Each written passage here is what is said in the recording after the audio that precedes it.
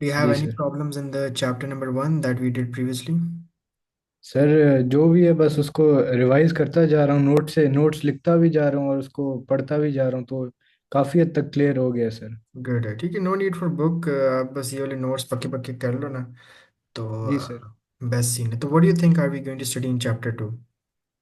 Sir इस चैप्टर में मेरे ख्याल में मैंने पास्ट पेपर चेक किया था, मेरे ख्याल से ये बड़ा चैप्टर है, तो इसके अंदर ये ग्राफ्स वगैरह और अपना क्या कहते हैं सर उसको, इक्वेशंस वगैरह सर। गुड। What is ये- research? What kind of research are we going to talk about in chapter 2 and data collection? Sir research जो है, रिसर्च डेटा कलेक्शन और रिसर्च, रिसर्च का सर ये मतलब है किसी भी चीज़ के बारे में, मतलब आप उसके बारे में पढ़ो और उसके बारे में देखो, उसके बारे में नॉलेज कलेक्ट करो। ठीक है। और डेटा कलेक्शन भी वही हो गया सर। ठीक है, आपने अब रिसर्च कर ली। उस जी सर। रिसर्च से आगे क्या स्टेप होगा? उस रिसर्च के अगला स्टेप एनवायरमेंटल, आपने एक रिसर्च की ना, व्हाट्स द नेक्स्ट स्टेप? बस रिसर्च करके रख दी या इज समवन गोइंग टू जी यूज सर, दैट उससे रिसर्च? उससे अगला स्टेप ये होगा कि उस रिसर्च को किसी चीज़ में पुट किया जाए, उसको टेस्ट किया जाए। अच्छा, फिर उसका जी सोल्यूशन सर। निकालें, पोटेंशियल जी सर, रिकमेंडेशन देखें, सोल्यूशन सॉल्व अ निकालें। प्रॉब्लम। गुड, गुड जॉब, ठीक है। जी बिकॉज सर। आपने एक रिसर्च करके डाटा कलेक्ट करके एक प्रॉब्लम प्रूव किया, दैट एनवायरनमेंट में एक प्रॉब्लम है। ठीक है, आपने ऑब्जर्वेशंस दी, यू सॉ, आपका हाइपोथेसिस भी करेक्ट हो गया। आपने एक हाइपोथेसिस बनाया है कि जी CFCs destroy ozone layer. Sir hypothesis के। हाइपोथेसिस एक प्रिडिक्शन है जो मैंने रिसर्च के बगैर दी है। क्लोरोफ्लोरोकार्बन्स अफेक्ट ओजोन लेयर, ये मेरी हाइपोथेसिस है। हम अच्छा, इस मतलब ये हाइपोथेसिस को हाइपोथेसिस है, फिर इसके बारे टेस्ट में करेंगे। रिसर्च करेंगे। यस, जी हम सर। इस हाइपोथेसिस को टेस्ट करेंगे। द जी sir. Scientific method is a systematic approach used by scientists to investigate natural phenomena and acquire knowledge. Central to the method is the interplay between observations and the development, testing, and evaluation of hypotheses. Observations involve gathering information using the senses or scientific tools and instruments. Observations serve as starting point, prompting the scientist to explore and understand a particular phenomena. कैसे explore करें उसको, of ji that problem. And hypothesis क्या है? Hypothesis is an एक educated guess or prediction that are formulated based on observations. Scientists using inductive reasoning to generate hypotheses from observed patterns or phenomena. Inductive reasoning, you are going to collect different data and you have to prove your reasoning. Hypothesis क्या है? Educated guess, मतलब ये भी नहीं जी कि sir. कोई भी uneducated guess दे दो जो बिल्कुल प्रैक्टिकल नहीं लगे। ठीक है, गेस दो लेकिन थोड़ी तुक बनती हो उस गेस की, बट अभी भी पक्का गेस नहीं है। आपने उसको अभी भी टेस्ट करना है। अगर मैं ये कह दूं कि सनलाइट अफेक्ट्स ओजोन लेयर, ये मेरा अनएजुकेटेड गेस है, ओ भाई इसके ऊपर रिसर्च करूं भी क्यों जब ये चीज़ ही इम्पॉसिबल है। एजुकेटेड जी गेस सर। क्या, मैंने कहा है कि स्मॉग अफेक्ट्स ओजोन लेयर, हो सकता है। जी सर। एजुकेटेड गेस है, जी सर। रिसर्च करनी पड़ेगी। जी सर। Scientists जी sir. continually refine their hypothesis through a cyclic processes of observations and hypothesis formulation. Hypothesis अब दो टाइप्स की हो जाएंगी। एक हमारी हाइपोथेसिस, जब भी कोई रिसर्च शुरू करोगे, एक आप दोगे ऑल्टरनेट हाइपोथेसिस और दूसरी हम सही देंगे सर। Null hypothesis.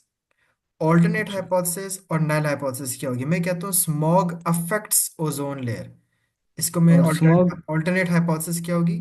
स्मॉग क्या होती है, can you tell me? Smog sir ये पोल्यूशन वाला जो फॉग।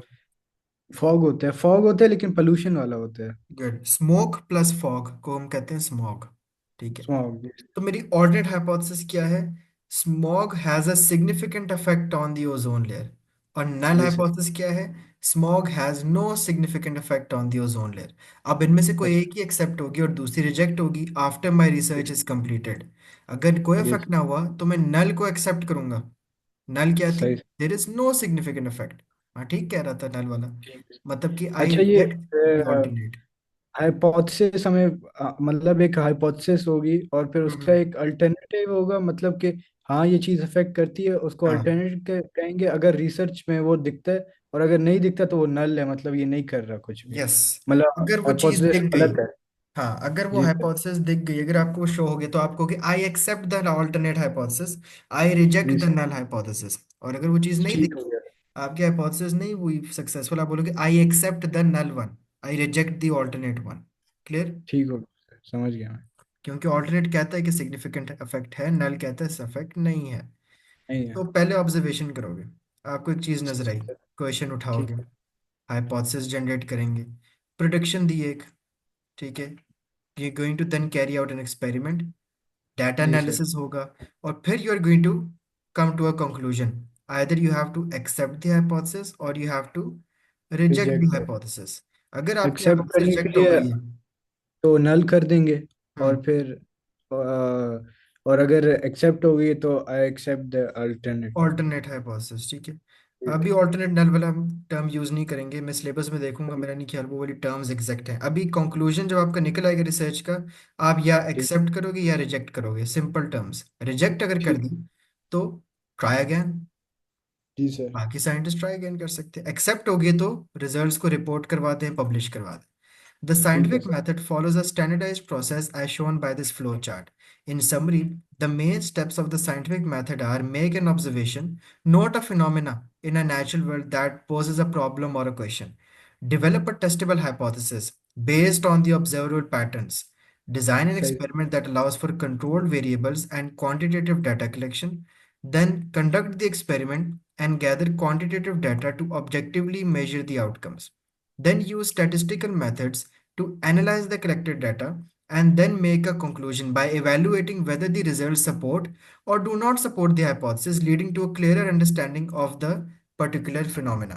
It is also सही। possible to apply a scientific method to design and conduct investigations based on environmental issues, ensuring the collection of reliable environmental data. This data can be used to help further our understanding of environmental challenges and how to manage them as well. So, when scientists want to explore and understand something, they conduct experiments to test their ideas. This process is also known as hypothesis testing. आप experiments conduct कर रहे हो to prove your hypothesis, which is a very, very crucial step in the scientific method. In order for सही an sir. experiment to produce valid quantitative data, there are certain types of variables as well जो आपको carefully manage करने पड़ेंगे। सही sir. Variable क्या है? It's a factor that can be change और be changed in different ways as well.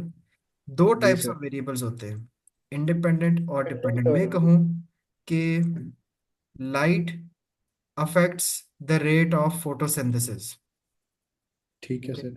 Light affects rate of photosynthesis. अब light क्या है? इंडिपेंडेंट वेरिएबल, ये मैं चेंज करूंगा इंडिपेंडेंट अभी। और फोटोसिंथेसिस डिपेंडेंट है, क्योंकि वो लाइट से अपना काम चला रहा है, और एग्जैक्टली, लाइट को किसी चीज की जरूरत नहीं है। एग्जैक्टली, ठीक है। जी sir. Independent variable I am changing it, dependent मुझे चेंज करने की जरूरत नहीं, वो खुद चेंज होगा जब मैं इंडिपेंडेंट को बदलूंगा।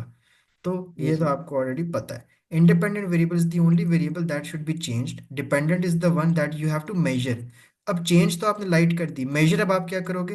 रेट ऑफ फोटोसिंथेसिस, कितनी तेजी फोटोसिंथेसिस। से फोटोसिंथेसिस हो रहा है, the measured variable as well.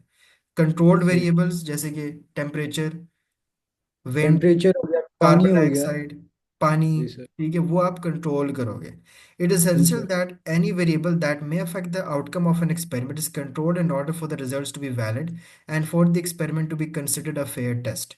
A fair test is the one in which only the independent variable has been allowed to affect the dependent variable. Preliminary research and preliminary studies can be used to identify variables within an experiment and to determine ways of controlling these variables effectively as well. The जी existing sir. published scientific research surrounding the question or problem being investigated is likely to contain information about different factors or variable that the person doing the experiment should be aware of. आपको independent का पता होना चाहिए, dependent का, और क्या क्या आप कंट्रोल कर रहे हो। फॉर एग्जाम्पल, सही। हमने ये वाली एग्जाम्पल को डिस्कस किया, influence of light intensity on photosynthesis. Independent variable क्या था? Light intensity. डिपेंडेंट वेरिएबल क्या था? The rate of photosynthesis in plants. और ग्रुप क्या थे? प्लांट्स एक्सपोज टू, प्लांट की टाइप, प्लांट की स्पीशीज, ठीक है, वो जो आपने कंट्रोल ग्रुप रखा होता है। कंट्रोल ग्रुप क्या होता है? कंट्रोल ग्रुप जिससे आपने कंपेयर करना है, जैसे कि वैक्सीन का इफेक्ट क्या हुआ कोविड के ऊपर, ठीक है, एक सही सर। बंदा वो है जिसको आपने वैक्सीन दी है, जी एक सर। वो है जिसको आपको वैक्सीन नहीं दी है। ये ठीक है है सर। कंट्रोल, ठीक है सर। इसको हम कहते हैं कंट्रोल। ताकि आपने जिस बंदे को वैक्सीन दी है, अच्छा दे दी, रिजल्ट आ गए, ओ भाई कंपेयर किससे करोगे? कंट्रोल से। जिसने नहीं किया। जी सर। एग्जैक्टली, इसको हम कहते हैं कंट्रोल। तो प्लांट्स ठीक। Expose to a controlled low light environment, वो वाले प्लांट जिनको आपने लो लाइट एनवायरनमेंट में रखा था वो आपके यहाँ पे क्या होंगे? कंट्रोल। कंट्रोल्ड होंगे, और इसको हम कंपेयर करेंगे हाईलाइट से, जिसको एग्जैक्टली ज़्यादा exactly. दिया होगा। एक और एग्जांपल देख लेते हैं। आप मुझे ये वाली एक्सप्लेन कर दो, the impact of fertiliser type on crop yield. Independent type of fertiliser you, ठीक है, dependent crop yield and quality, example of crops treated. अच्छा सर, इंडिपेंडेंट वेरिएबल वेरिएबल जो है वो फर्टिलाइजर है, मतलब कि फर्टिलाइजर चेंज नहीं होगा, वो वही फर्टिलाइजर ही रहेगा। चेंज करना है आपने, वो इंडिपेंडेंट है। अच्छा, फर्टिलाइजर ही चेंज करना है। हम्म। अच्छा सर, अच्छा, दो सर हम प्लांट लेंगे, मतलब दो क्रॉप यील्ड्स लेंगे। एक पे जो है एक फर्टिलाइजर लगाएंगे, दूसरे पे दूसरा लगाएंगे fertiliser.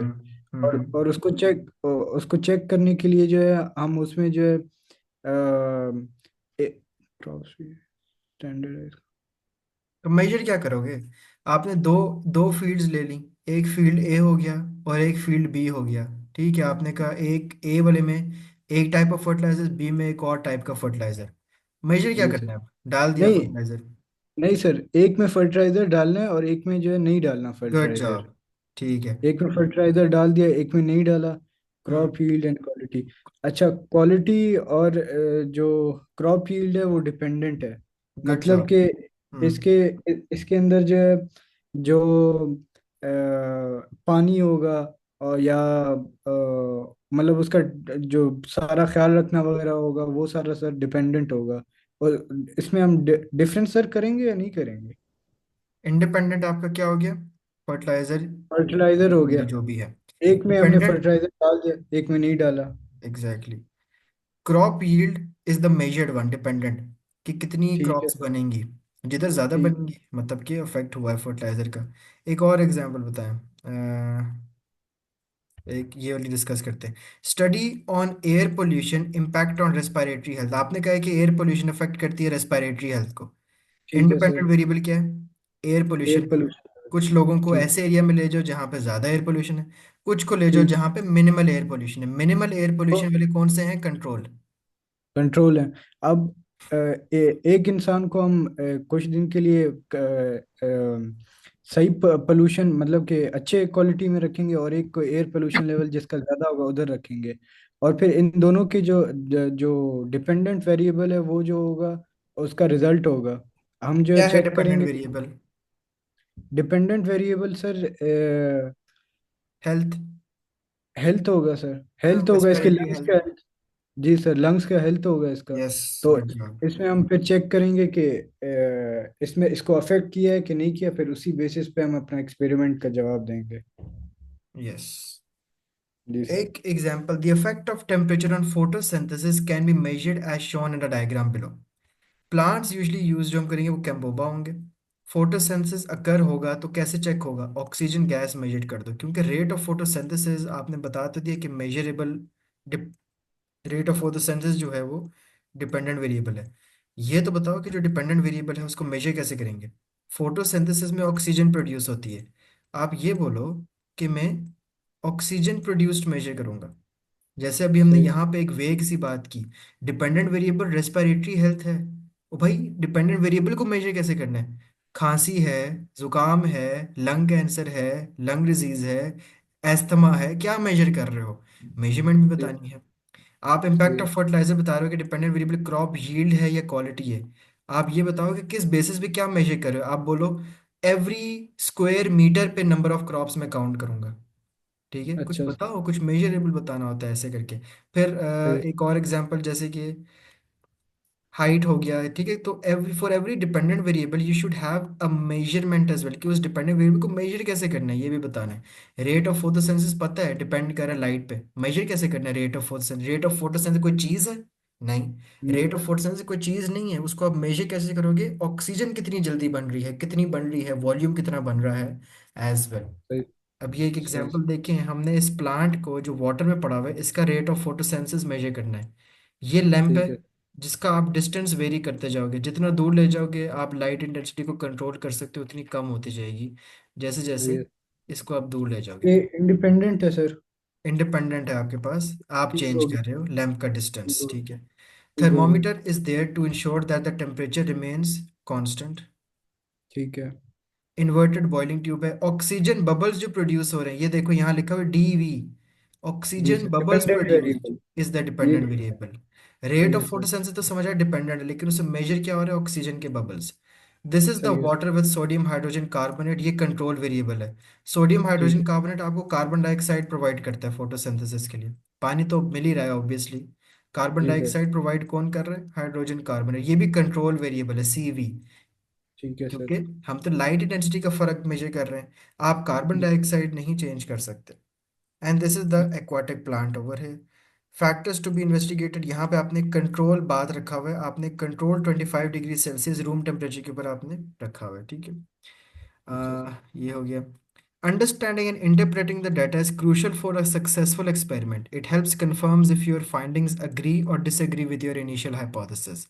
This interpretation of the data is a process that gives meaning to the information or the data that has been collected and helps identify why it's important. Sometimes the data might only partially support the initial hypothesis या fully भी कर सकता है, because there are many limitations as well. Scientific experiments and investigation often present a lot of challenges that make it tough to get a reliable data as well.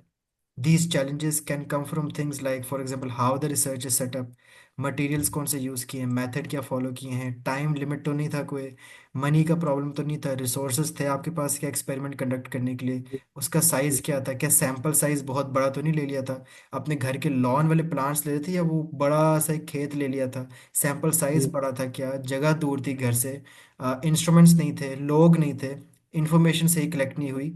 All of these things can bring unreliability and uncertainty in your results. जैसे कि सही है कोई sir. Remote या hazardous locations तो नहीं लेगी, remote दूर, अंदरून, हैजर्डस खतरनाक जगह तो नहीं ले जी ली, सर। जी अनप्रडिक्टेबल सर। वेदर, और the difficulties of sorting and organising samples के वक्त भी कोई डिफिकल्टीज तो नहीं आई आपको। सो सही हाउ है। कैन यू फिक्स देम, वैसे तो जो बहुत मेन चैलेंजेस होंगे, ठीक है, other challenge to collecting reliable data can include human error. Human error, बंदा क्या मिस्टेक्स करे, मिस काउंटिंग, आपने बबल्स काउंट नहीं किए गए, हम भी रोबोट तो नहीं है, हम तो ह्यूमन है, जी sir. Human can not count each and every देख। बबल दैट इज जी produced sir. By an aquatic plant. सही है researcher sir. Bias, researcher bias क्या कर सकता है, scientist might expect a certain answer and focus only on that which can जी make sir. them miss other information. Biasness, आप बिल्कुल favour हो जाते कि यार नहीं, मैं मुझे पता है मैं वही ये आंसर कर है। रहा हूँ तो ये ऐसे ही होना चाहिए, फिर वो उसको एग्जैक्टली, फेवर बना करता है। तो आप बेशक कोई भी मिस इन्फॉर्मेशन आ रही हो या कोई भी गलत हो, आप उसको मिस कराने की करोगे कि ठीक है जाने दोगे थोड़ा थोड़ा। जाने दो। जी सर। Researcher bias. समझ गया sir. Scientific theory, a robust scientific hypothesis backed by substantial data। Scientific theory क्या होती है, हाइपोथेसिस से फर्क है। साइंटिफिक थ्योरी एक साइंटिफिक थ्योरी, उसको किसी वजह से कहा गया साइंटिफिक, क्योंकि it is backed by substantial data, उसके डाटा। पीछे अच्छा खासा डाटा है, वो एक फैक्ट है, फैक्ट बेस है। इनिशियल जी sir. Hypothesis that dive deforestation reduces biodiversity, अब एक साइंटिफिक थ्योरी बन चुकी है। जी उन्होंने सर। कहा था एक जमाने में हाइपोथेसिस होती होगी कि डिफॉरेस्टेशन की वजह से फिर उसके बायोडाइवर्सिटी बाद कम हो उसको गई है। एक्सपेरिमेंट किया गया और फिर यस, वो साइंटिफिक थ्योरी भी अब एक थ्योरी हो है, गई, क्योंकि वो। because जी it sir. has a huge amount of supporting evidence as well. Evidence. जी Theories sir. serve as the basis of predictive models, enabling scientists to predict outcomes in different environmental scenarios. For example, theories about habitat size fragmentation can now help scientists to predict the consequences of deforestation or biodiversity as well. Different models आ जाते हैं, different time आ रहा है, different technology, जदीद instruments, methods आ जाते हैं जो आपकी मजीद theory को strong करते जाते हैं। It is जी sir. important to note that the scientific theories are not fixed. They have a flexibility to adjust and transform as new data emerges as well. अगर आप कहते हो कि स्मॉल पॉक्स वॉज इरेडिकेटेड, अगर दोबारा से आ गया, कोई नया डाटा मिल गया, कोई उस मुल्क से केस आ गया, साइंटिफिक थ्योरी चेंज हो सकती है। अगर आपने ये कहा है कि polio vaccine has no effect on the infertility, क्या पता एक नया डाटा या टाइम बाय टाइम कुछ ऐसी म्यूटेशन हो जाए कि हाँ कहीं ना कहीं पोलियो वैक्सीन का फर्क आ रहा है इनफर्टिलिटी के ऊपर। It जी sir. depends on the time and how the new data emerges as well. हमारा focus is on the climate change research. Environmentalists का आगे किस पे जोर है, क्लाइमेट चेंज के ऊपर। ऊपर तो हमने एग्जांपल्स पढ़ी हैं, हमने जी फोकस सर। करना है environmental and climate change research के ऊपर। रिलायबल सही है। डाटा का मतलब क्या है, एक्यूरेट हो, कंसिस्टेंट हो, मतलब कंसिस्टेंट का मतलब हर दफ़ा एक ही जैसा आ रहा हो, तो वो रिलायबल है। ट्रस्टवर्दी ठीक। हो, forming the foundation for well informed decisions regarding the environment. Reliable data is essential for policymakers to make informed decisions as well. Informed decision मतलब कि पॉलिसी बनाना, कोई प्रॉपर दे देना उनको भी। कोई भी पॉलिसी मेकर्स आपके जो ऊपर गवर्नमेंट बैठे हैं, वो कहाँ से जी डाटा सर। लेते हैं? रिसर्च से। आप लोग रिसर्चर आगे से। जाके रिसर्चेस करोगे, you are going to provide them with the data कि यार जी इसको सर। देख के पॉलिसी बनाओ। हवा में तो कोई पॉलिसी नहीं बनती जब तक डाटा ना हो। डाटा कहाँ से आते हैं? रिसर्चेस से। आपका जी गूगल सर। गूगल कैसे काम करे? कौन डाल रहा है गूगल में इंफॉर्मेशन? रिसर्चर्स। रिसर्चर डाल रहे हैं। जी सर। रिसर्चेस ने गूगल डाटा पकड़ा है। एआई के अंदर डाटा कौन डाल रहा है? रिसर्चेस डाल रही हैं। हर चीज आपके पास रिसर्चेस से आ रही है। आप एक टॉपिक पे रिसर्च करोगे, आपका भी डाटा कहीं ना कहीं फिट हो जाएगा। You would never know that कहाँ कहाँ यूज हो रहा है एज वेल। जी Reliable sir. data prevents the misuse of information, building trust with the scientific and a wider community, including the public as well. Data can only be truly reliable if it is unbiased. Bias introduces personal or systematic preferences that can influence your research findings as well, जिसकी वजह से unreliable outcomes आ जाएंगे, mistrust आ जाता है एक wider community के अंदर। और एक unbiased data collection के लिए you have to follow the proper scientific method and maintaining the integrity, सच्चाई, honesty in environmental investigation.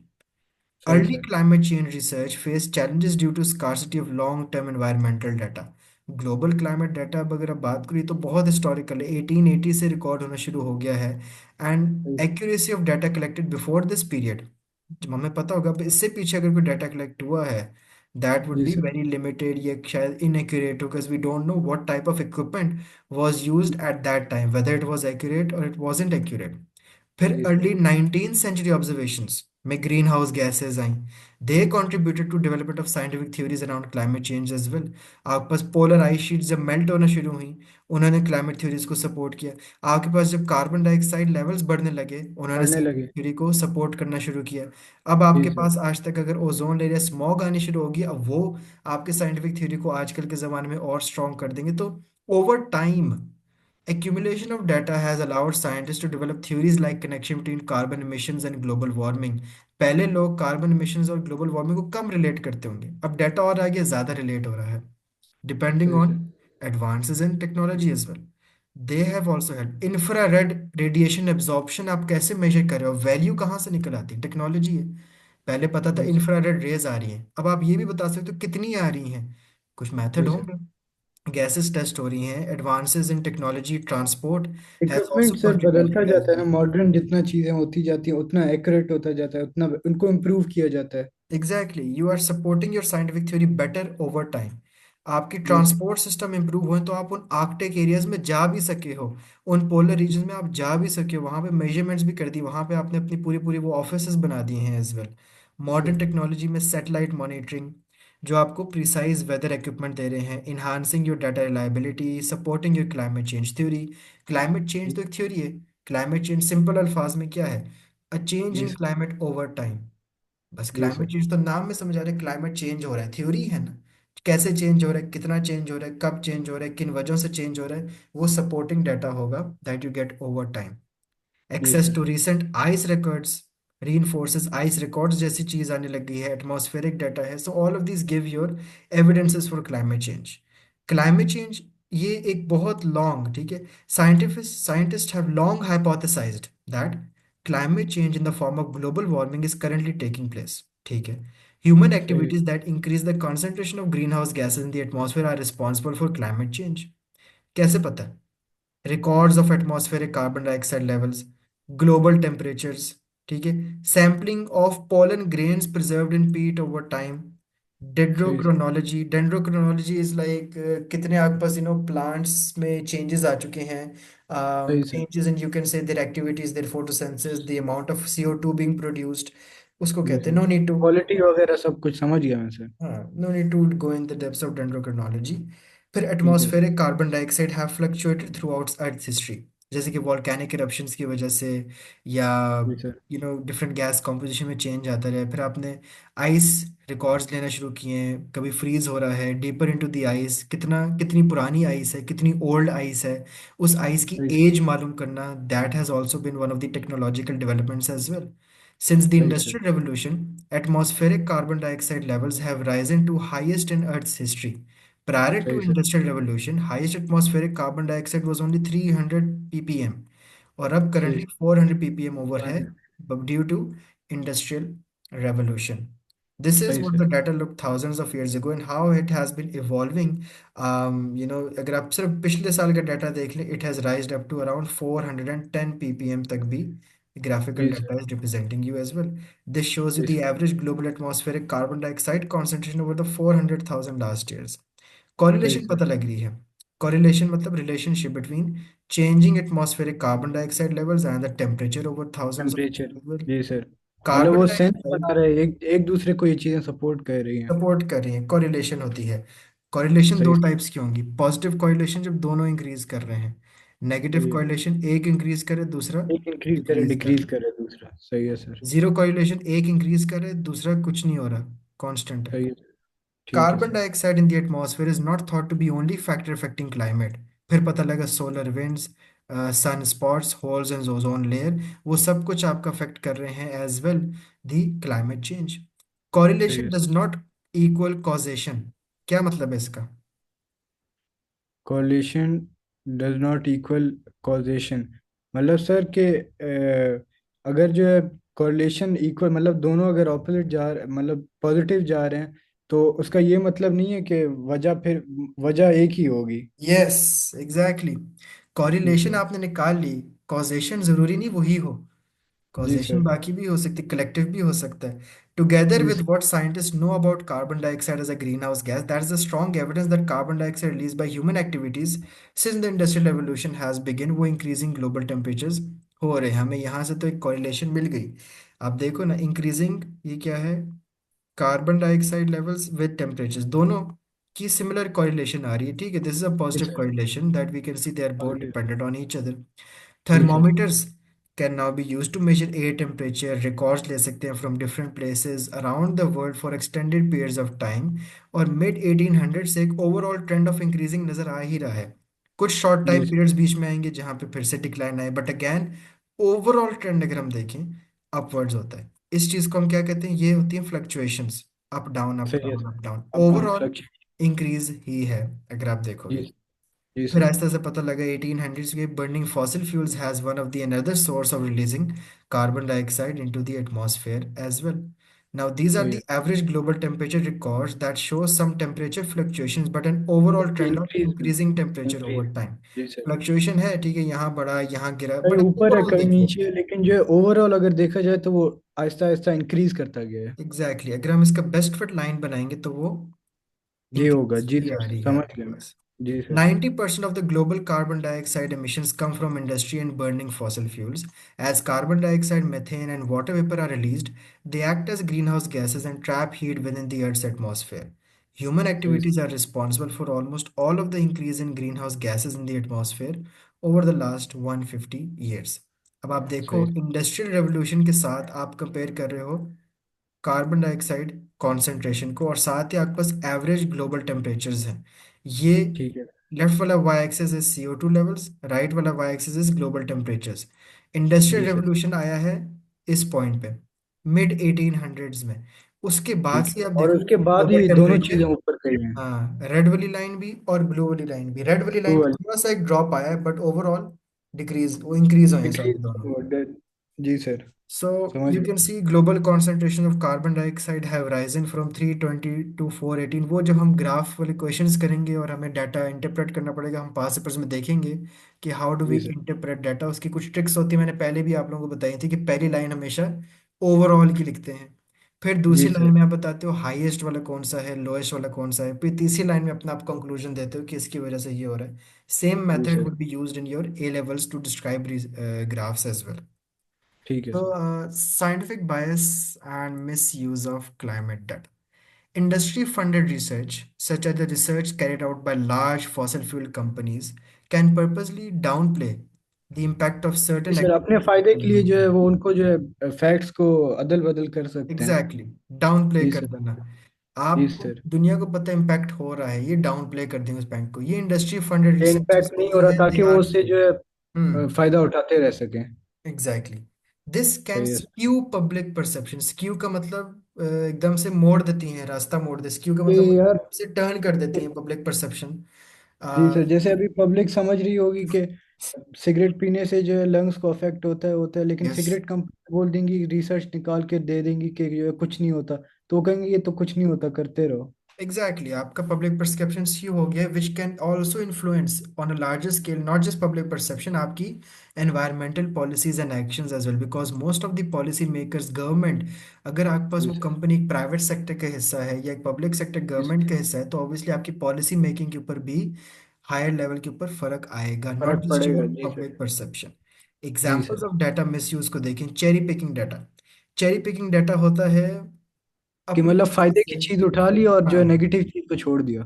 For example फायदे की चीज उठाना, मैं 1900s का डाटा कोट कर दूं कि नहीं टेम्परेचर तो कम थे, चेरी कम पिकिंग थे। की ना, अपनी मर्जी का मैंने चेरी पिक किया कि यार ये वाला सही है। एक वाले ये को वाला देखिए, वो तो वो क्या पता, एक 1 in a million चांस हुआ हो कि उस वक्त कम हो वो चीज, कम आपने हो, वो जी बड़ी सर। वाली को जाने दिया। दिस इज नोन एज जी। Distorted and biased version as well, which can hinder public understanding of the urgency of climate change. For जी sir. example, biased research funded by fossil fuel industries may undermine the urgency of renewable energy initiatives, influencing public opinion, and delaying the necessary transitions to cleaner energy sources as well. सही sir. Media misrepresenting as well can cause misinformation. Can you tell me how? Sir media, ज्यादातर role sir आजकल media ही play करता है लोगों के दिमाग को मतलब कंट्रोल करने में। तो मीडिया पे जो दिखाया जाता है वही होता है। अब अगर मीडिया के पे दिखाया जाएगा कि ये चीज इस तरीके से नहीं है, इस तरीके से है, तो लोग तो उसको आराम से बिलीव कर लेते हैं। तो इस तरीके से मीडिया जो है मिस रिप्रेजेंटेशन कर सकती है। Good job. So, first is by providing misinformations. Second is by exaggerating the uncertainties in climate models, can also जी sir. contribute to skepticism and delayed climate action as well. जी sir. One of the main issues surrounding climate change is how to properly identify who or what is responsible. The causes of सही। climate change is a highly debated issue, primarily due to climate change denialism. Climate change denialism अभी भी है बहुत सी मतलब कि powerful लोग कहते हैं कि ये कॉरपोरेशंस के अंदर भी, कि नहीं है, ये अहम ही है, कि नहीं, एक कुछ थ्योरी भी है। नहीं है। जी। Exactly, climate change doesn't exist. जी सर। कॉम्प्लेक्सिटी भी है इन ग्लोबल क्लाइमेट मॉडल्स के अंदर भी है। सोफिस्टिकेटेड कंप्यूटर सिमुलेशंस ने बहुत दफ़ा ये फैक्टर्स बताए हैं एज वेल, वो भी फेल हो गए थे, लेकिन बहुत से सैटेलाइट सिस्टम्स भी ये चीज़ प्रूव नहीं कर सके due to invariable data as well. जी फिर सर। इंक्रेडिबली कॉम्प्लेक्स इंट्रैक्शंस होते हैं between atmosphere, oceans, land surface, ice, other components. तो ये overall global climate models are overall complex as well, that are leading to a high level of uncertainty as well. Even the world's best climate simulators, अब अगर आपके पास world's best climate simulators मौजूद हैं, तो imagine अगर जी आपके sir. पास इतने satellites भी हैं, इस वक्त आपके पास ऊपर 4 सैटेलाइट हैं, यूएसए का, रशिया का, चाइना का और इंडिया का।